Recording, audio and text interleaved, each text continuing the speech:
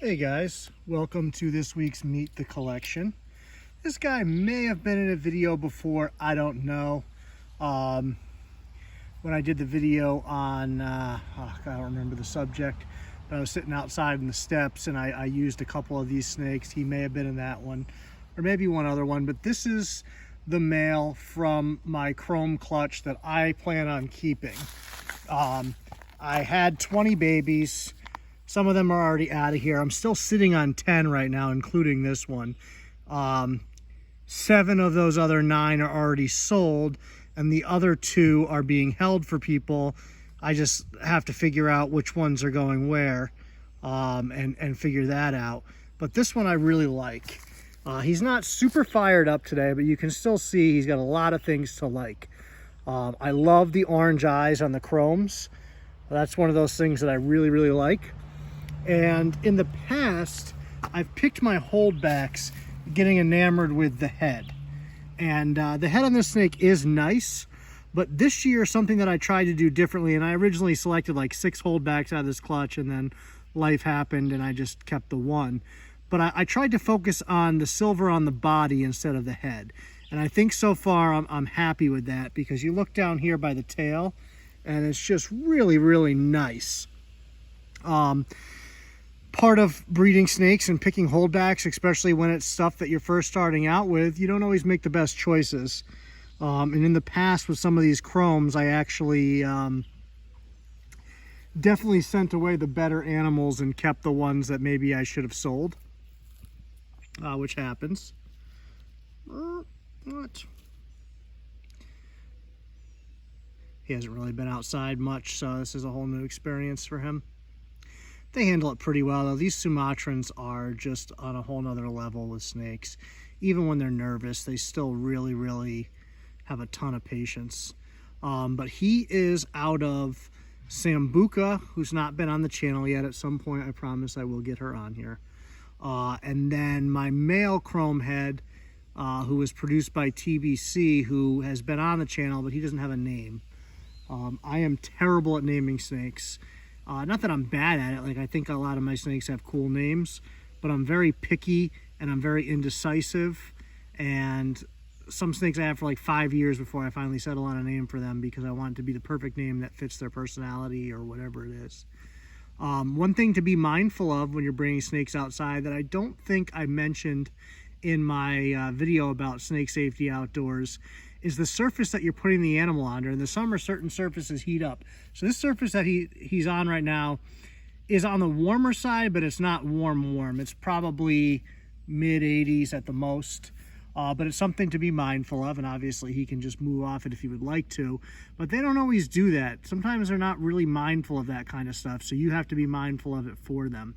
And in this case, it's been in the shade for a while, so it's just holding some residual heat from earlier in the day when the sun was over here. But be careful when you are putting them down on surfaces outside. If it is hot, you know, they can get burned, or it can cause issues, especially with short tails who aren't really tolerant of high temperatures. You want to be careful. So something to be mindful of. But look at that silver. I mean, I think I made a really good choice with this guy. And his head actually does get fired up more than this. You're getting too close, dude. We got to stop you so people can take a look at you. It does still get pretty silver. It's just not super silver right now.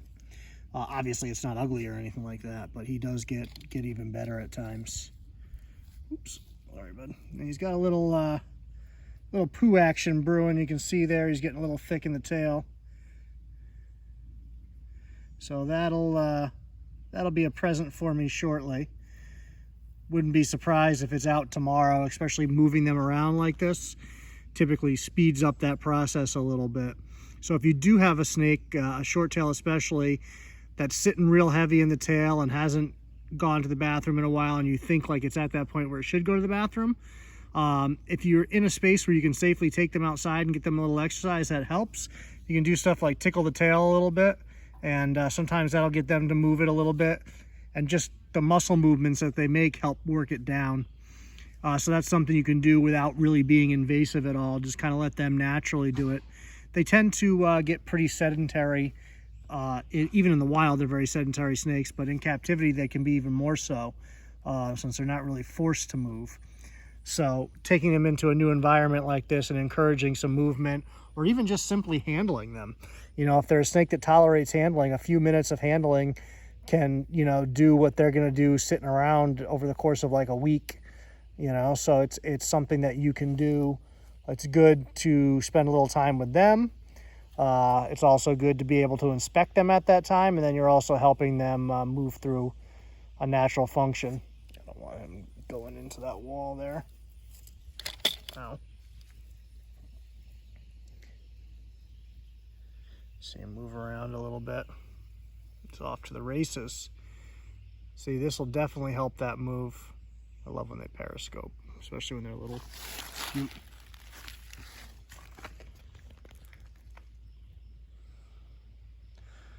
Definitely wonderful snakes. If it wasn't for African rock pythons, these would be my favorite species. But I will say it a million times, I think this makes one of the best pet snakes you can have.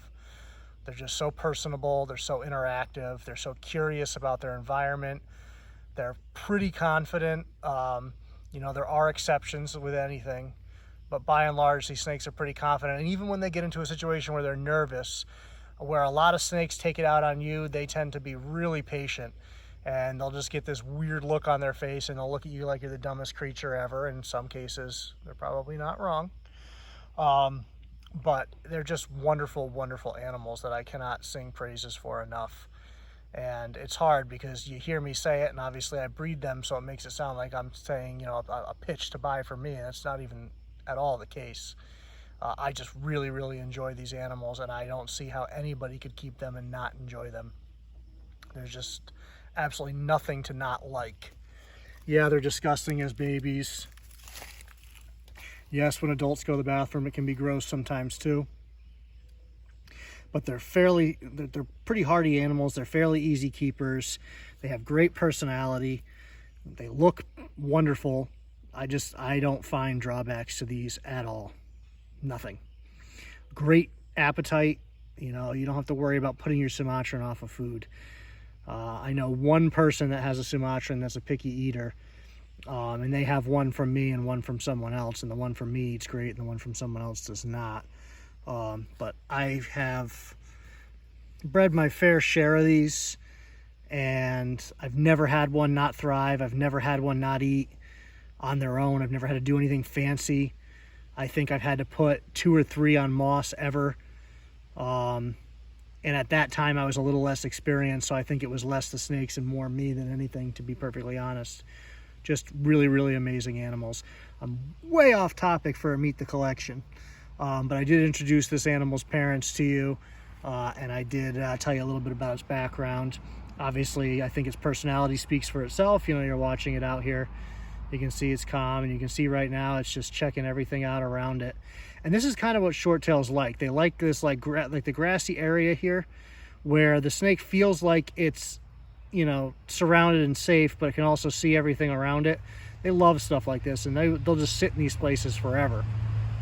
And of course, on cue, they'll start moving. I actually think if you look, the way his body's contracted there and then not there, I think he's slowly working that poo out now. We'll see. We'll give it a few seconds. I think that's what he's doing, and that's why his muscles are contracting like that. It's not pushing real hard, but just the way he's sitting, that's what I think is on his mind right now. Such cool faces they have. How can you beat that? Silvers and oranges and all kinds of coolness. And they change over time. I'm hoping this one will end up more like Mom. I think he's going to end up somewhere in between, but Mom has a really, really nice dark body with a very chrome head, whereas Dad has a little bit lighter body. He can fire up really nice chrome too, but he has a darker head overall. He has days where he looks as good as she does, but she looks better more often, if that makes sense. And to people who haven't kept short tails, it probably won't, but they do fire up and down, and the degree of it can vary, as well as how often you catch them fired up, you know, varies by the snake. Sambuca fires up probably less often, but she really fires up. And he's just different. It's hard to describe. One day maybe I'll get them both out at the same time. Come on, push that poop. He's like, don't touch me. See, that's where they're getting annoyed, where they flatten out like that, which obviously I just pushed him to that point. But you can still see he didn't necessarily react. He just put himself in a position to react. But we will cut this short, and we will see you guys this weekend. I should be on the road Saturday and traveling to see somebody's collection of some colubrids, if all goes as planned. So hopefully that's the video you will see. If not, I will throw a Hail Mary and get you something else. We'll see you guys. Enjoy.